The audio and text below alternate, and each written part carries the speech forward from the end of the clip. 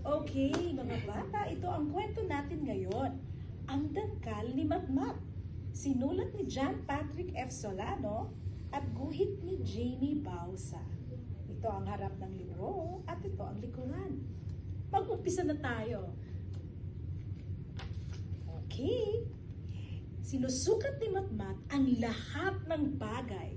Mistulang ruler ang kanyang kamay. Maitim na mga daliri sa paa ni Kuya.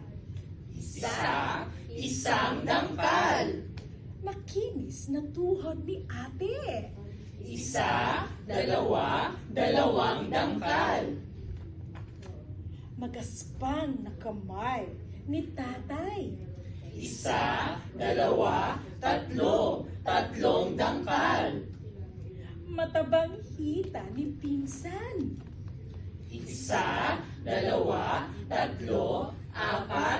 Apat na dangkal.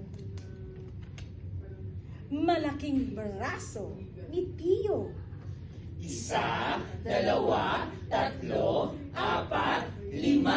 Limang dangkal. Matatag na balikat ni Tia.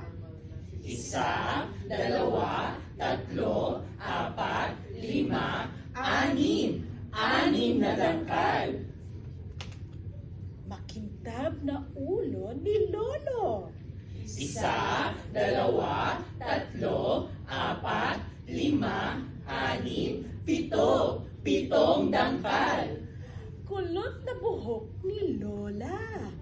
1, 2, 3, 4, 5, 6, 7, 8. 8 dangkal. Puting katawan ni Bibi. 1, 2, 3, 4, 5,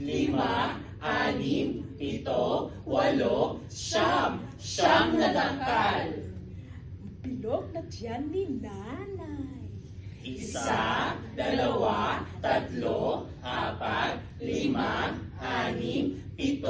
5, 6, 7, 8, 9, 10 dangkal. At kinaliti siya ni Nanay sa tiyan. At yan nagtatapos ang kwento natin, ang Dangkal ni Matmat.